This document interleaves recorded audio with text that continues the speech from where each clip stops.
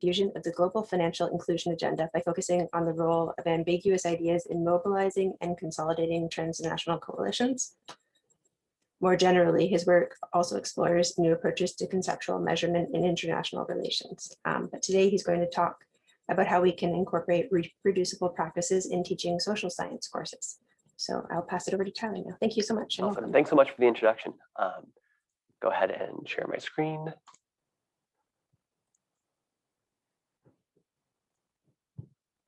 Thank you so much for having me here. And I'm really excited to be able to speak to all of you today. The focus of my talk is going to be on using replication exercises as a pedagogical tool. So as we can all gather from the theme of the workshop here today, open science principles are an important element of all social sciences. So my background is in political science. I'll be speaking about things from a particular political science perspective, but I strongly suspect many of the things I'll be talking about broadly apply across the social sciences. And so as instructors teaching a social science course, one of the big things that we're often focused on, of course, is making sure that our students do better than us, essentially, that they don't repeat the same mistakes that we've made in becoming better and more transparent researchers. But unfortunately, in many social science programs, political science particularly, we don't have the luxury of being able to offer courses at either the undergraduate or graduate level that really get into the weeds of computer science, of learning R, of learning Git. Many of these things we don't touch on at all unless it's in the context of a methods course or perhaps a substantive course. And so we're faced with this challenge of trying to simultaneously instill principles associated with open science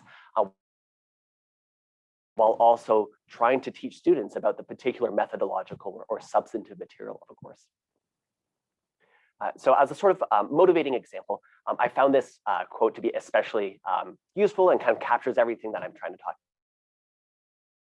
about here today. So it's from a data scientist at Columbia University, and Dr. Stodden notes that as students try to replicate existing research, they often learn more about the existing literature from those exercises than from reading the literature itself. And so from personal experience, one of the first exercises I had to do in a graduate methods course was replicating existing research, and it was eye-opening and absolutely informed how I think about open science principles and how I try to conduct myself as a researcher going forward. So in today's talk, I want to just briefly start by highlighting the development of replication assignments as a pedagogical tool in political science. I have no doubt that similar conversations are going on in other social science disciplines. But moving beyond that, I really want to focus on different opportunities that we have to incorporate replication assignments either in quantitative methods courses or just in social science courses more broadly. But rather than only highlight sort of the benefits and potential pitfalls of replication assignments, I also want to make a few suggestions about ways that we can more effectively implement these types of exercises going forward.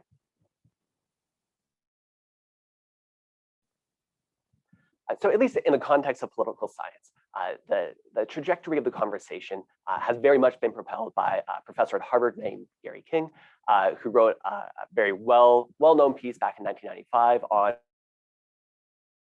replication, and the value of open science principles in political science, and how we can better incorporate these principles as researchers and in our journals. He then followed that up in 2006 with an article called Publication. You can see he has a particular style for naming his papers. And in that particular article, he's looking more specifically at how we use replication assignments as these pedagogical tools when we're teaching graduate level courses. Now, this isn't to say that all the conversation has revolved around Gary King, as valuable as his insights have been. Just to use a couple other examples, the International Studies Association is the main body for scholars who study international politics. And going back to 2002, they've routinely held panels on replication as both researchers and as teachers. And this has led to various symposia published in international politics journals. And so this is very much an ongoing conversation within the discipline.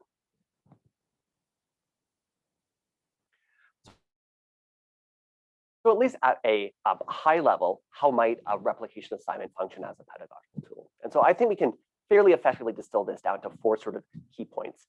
The first is that as I said, many of these courses are geared towards both instilling open science principles, but also focus on methodological and substantive content. And so thinking about replication assignments and incorporating them in our classes allows students to simultaneously develop their knowledge on both fronts. If we're also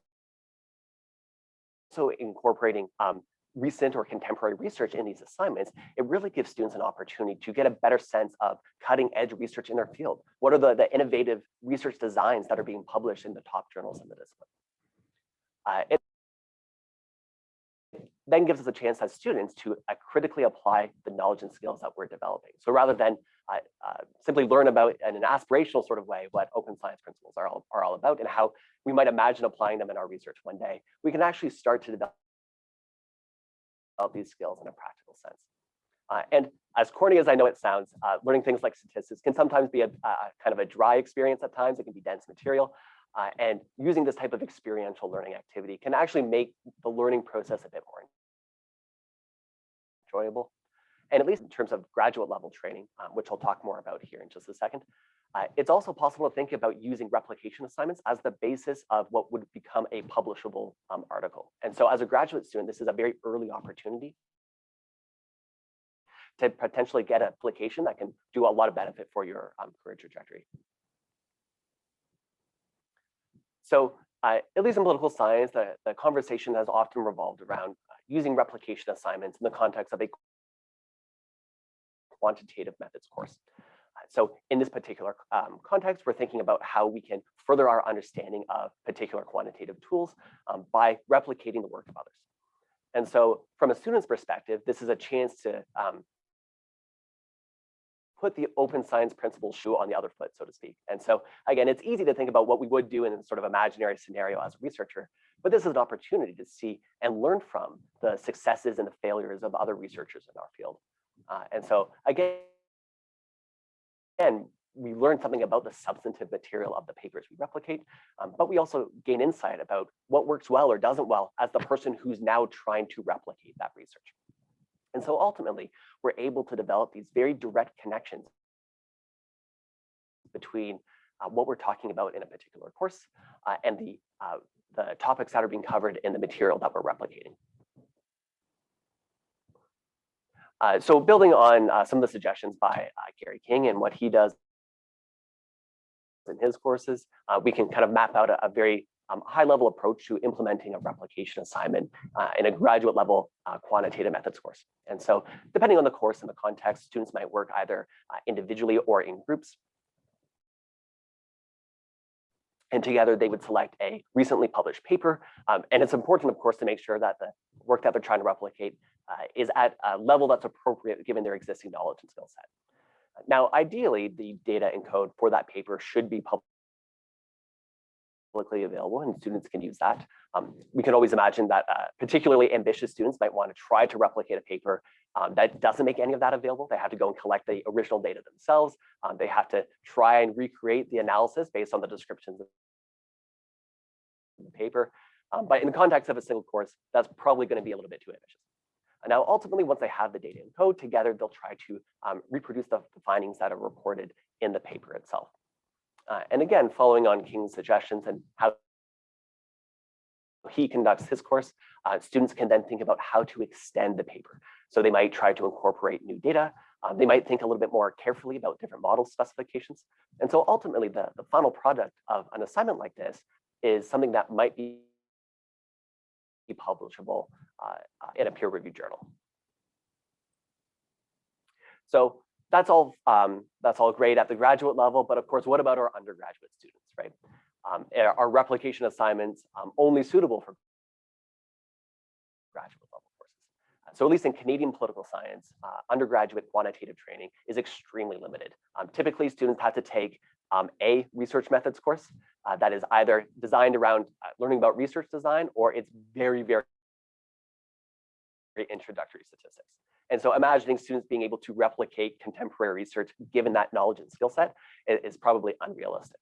And so some people might think that there's few opportunities to really develop this applied knowledge at the undergraduate level. So at least on this end, I think there's a couple of different ways we can think more creatively about incorporating open science principles at the undergraduate level, given the existing constraints. So one way we might think of this is through the construction of quantitative data. So at least in political science, there's a wealth of data that we use in quantitative analyses that are collected and coded by researchers. And so a few simple examples of this would be things like the level of democracy in a country.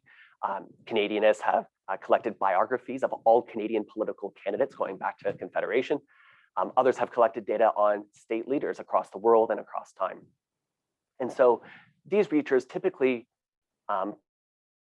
provide very detailed information online and publicly available about the source material they use and the coding scheme they used in order to create the data that they created. And so if it's feasible in the context of a course,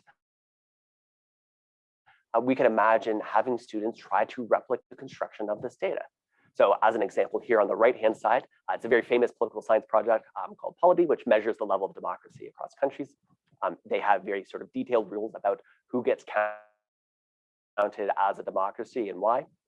And so we might have students try to look at the same source material, the same coding rules, and see if they arrive at a similar conclusion for, say, the level of democracy in Canada in a particular year. And so again, we're thinking creatively about how we can instill open science principles, but also advance students' substantive knowledge of the material. A different way to think about this is by replicating the visualization of data. So some political science departments here in Canada, like King's University College here in London and the University of Toronto, have actually started offering introductory data management and visualization courses for their undergraduate students. So as a political science undergrad who's never heard of R, let alone tried to use it, this is a very direct and straightforward sort of entry into using this type of software. So in other words, we strip away the statistics and focus more simply on using the software at hand. And so this doesn't mean that we can't also think about replication assignments. It might be the case that we find visualizations that are included in published papers and try to replicate those visualizations. Again, we're not focused on the statistics, we're focused on how scholars are representing that data visually.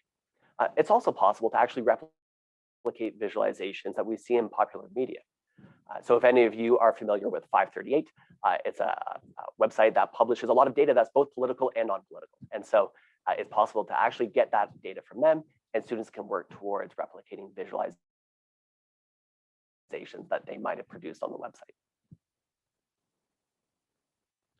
Now, all the discussion so far has been largely limited to quantitative methods courses, or at least the context of quantitative methods. And so I think it's a fair question to also think about whether or not replication assignments are the exclusive domain of quantitative methods courses. And I would say that's absolutely not the case. So of course, empirical is not synonymous with quantitative. There are absolutely empirical qualitative researchers. And in political science, there's an ongoing conversation about how to effectively incorporate open science principles in the context of qualitative research. Now, of course, this presents a number of unique and different obstacles when trying to pull these things together. So if we're talking about data sharing and transparency with qualitative research, we're talking about making available, say, archival documents that we found, or even perhaps interview transcripts. And so this presents problems potentially in terms of the confidentiality of the interviewees and ethics around that. But building on these conversations that are happening, can we incorporate replication assignments in more of a qualitative context? So fortunately for me, there are several others that agree with me that this is absolutely a feasible thing that we can do. In particular, Megan Becker recently published a paper on this exact topic that I found extraordinarily helpful in developing my own thinking about this. The aspirations of a replication assignment in a qualitative context are similar to that of a quantitative context. We're trying to develop this deeper understanding of both open science principles and the substantive content of the research at the same time. In giving students an opportunity to consult the primary source material, it gives them a chance to exercise those analytical skills that we're trying to instill in our students in the first place. And then given the sort of broader context about the increasing digitization of archival material, of original source material, and the development of new specifically qualitative data repositories, like one hosted by Syracuse that you can see on the right-hand side. We're increasingly moving towards an environment where qualitative replications are feasible for our students to conduct. So building on these ideas, there are two potential approaches that somebody might take with this type of assignment. So similar to that type of assignment we would do in a quantitative context, we might have students work individually or in groups. They select a recently published paper or book that uses qualitative methods and has their data available publicly. And then students are then able to assess how the data was collected, whether things seem to fit with the report of the author, and try to replicate the author's analysis. Now, depending on the context of the course, it might be more feasible to think about dividing the same published research among all the groups. So just as an example, we can imagine there being some sort of comparative study where 4 country case studies are used. And so if we divide our class up into 4 groups, we can assign each one of those individual case studies to one of the groups. And so they're then working collectively as a class towards a broader replication rather than replicating an individual paper or book among each of the groups. Now, all that being said, it might not be feasible in the context of your particular class to have a full qualitative replication assignment. But I don't think that means we should rule it out altogether. I think there's value in thinking about qualitative replication as a smaller activity that we incorporate in particular classes. So we could imagine that a class on research design or qualitative methods is thinking about how we conduct archival research and how published research uses archival material in its analysis. And so again, given the increasing digitization of archival documents, it's entirely possible that we might pick an appropriate published article and work with our students to look at those original documents and think carefully about how the original author analyzed those documents and arrived at the conclusions that they did. So all of that being said, when we look across different types of both quantitative and qualitative replication assignments, there are a number of key challenges that we need to keep in mind. So starting with quantitative replication assignments, I think we need to be especially conscious of what I call at least the small school problem. And so when I think back to my undergraduate training, I went to a fairly small school. The faculty of political science wasn't particularly large. There was one individual who knew quantitative methods and taught the research methods course, right?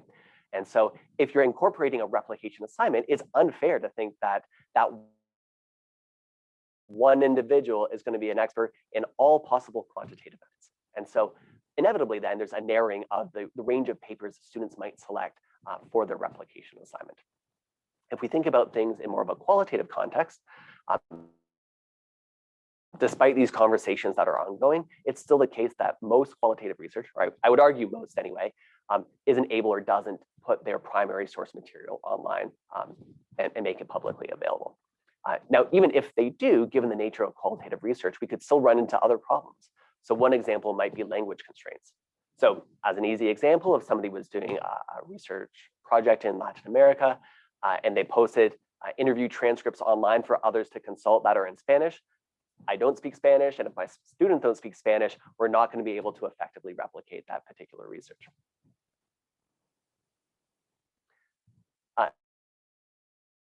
Now, of course, there are also a number of really important opportunities that hopefully have come throughout today's talk. So regardless of whether we're talking about quantitative methods or qualitative methods, students are able to simultaneously refine their understanding of open science principles and what it means to be a transparent researcher in the research process, while also developing their substantive or methodological knowledge. And at least if we're talking about replication assignments at the graduate level, like I mentioned earlier, there might actually be opportunities to build these assignments out into a broader publication opportunity. So like I said at the beginning, I didn't want to just leave it with opportunities and challenge. I want to talk through a few opportunities to better implement replication assignments going forward. So the first opportunity I've identified anyway is reducing the startup costs for instructors. And so at the start of this academic year, Canadian political scientists actually rallied together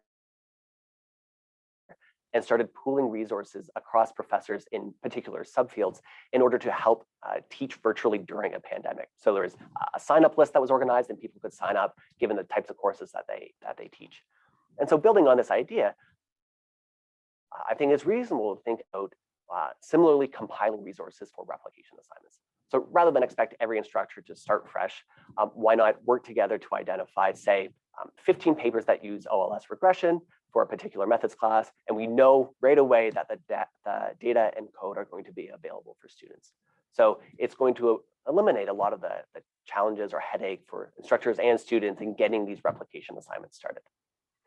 Similarly, with qualitative research, if we know that there's a, say, particular book that has really clear, publicly available primary source material, making other instructors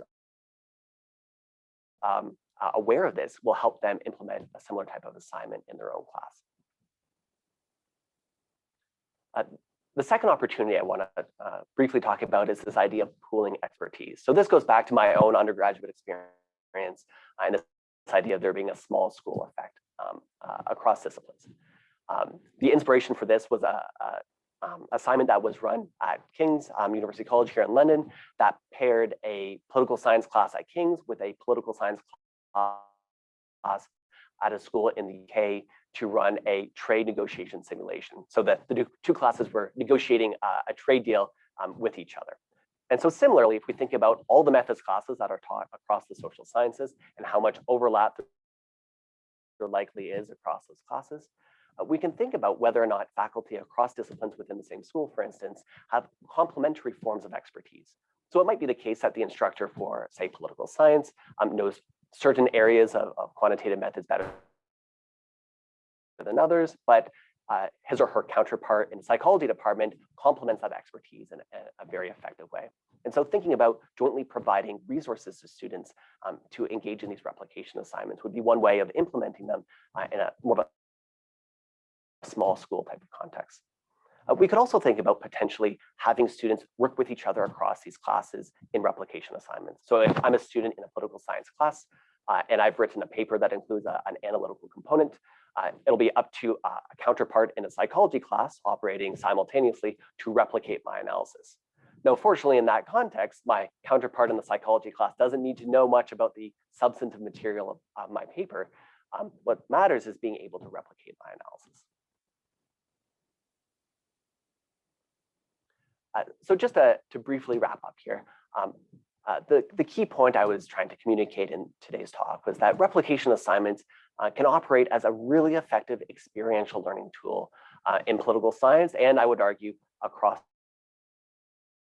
the social sciences. And it's certainly not the case that these are limited to only advanced quantitative methods classes at the graduate level. Instead, I think there's a lot of opportunity to think creatively about incorporating these types of assignments at both the undergraduate and graduate level and across different types of substantive or methodological research.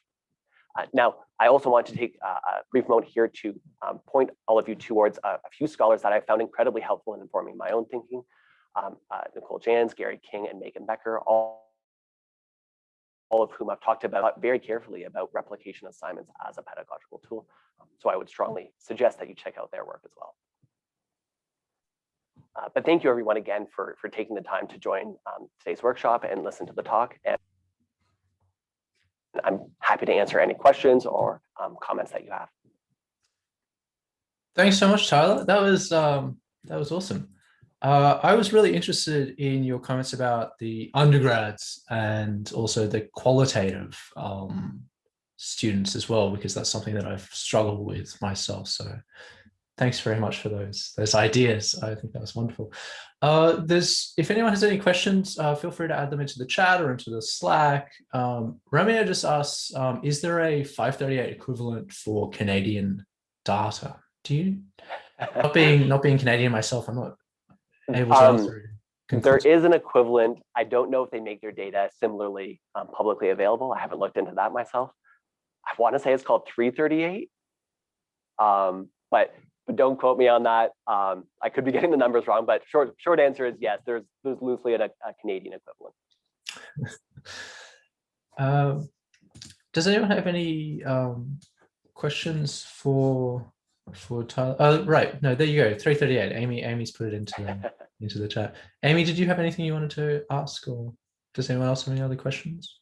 I did have a question, actually. I was wondering, at the undergrad level in social science, do you get, like if you try to set up a quantitative replication type assignment, do you get pushback from the students? I'm just remembering like my own undergrad half-year stats course in the social sciences, and there's a lot of fear, I want to say, about the stats, and I'm wondering how that does or doesn't transfer over to this type of assignment. Yeah, absolutely. So I think it depends on sort of the broader sequence of courses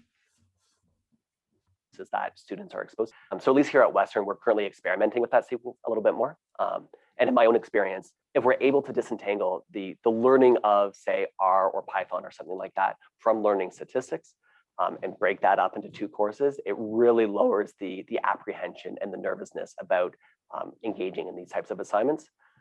But even at, say, the graduate level, if students are trying to learn these things simultaneously, I certainly remember my own apprehension in doing something like that in the first course I took. So I think it's important to kind of pay attention to the broader sort of context that students are learning this material in. Great, thank you.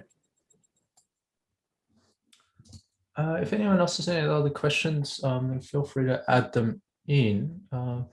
Otherwise, I might just continue. The change in the field is just remarkable. I mean, so I'm coming from economics, you're from political science. They're sort of like fairly similar. But like 5 years ago, I gave this talk about p-hacking, and I just got attacked. They're like, "What is p-hacking? You know, what is this concept? What are you talking about?" And now the same people are like, delivering lectures about p-hacking. Have you noticed that sort of shift in political science as well over a certain period? There is. I don't know if it's necessarily trickled down into, say, undergraduate or even graduate level instruction necessarily, but if we think about the discipline as a whole, absolutely. So one of the biggest journals, at least in political science, recently made pre-registration of experimental research mandatory for papers in the journal, which has caused a lot of conversation, we'll say.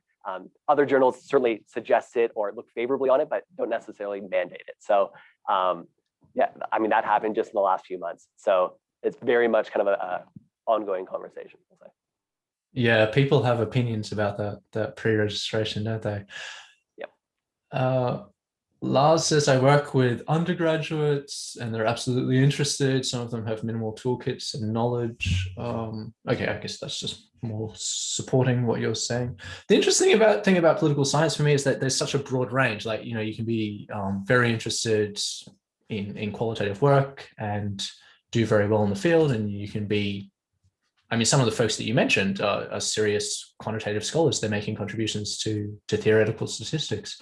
And that combination is like, must be really hard to teach at an undergraduate level. Was that a challenge for you when you first pitched, you were first teaching?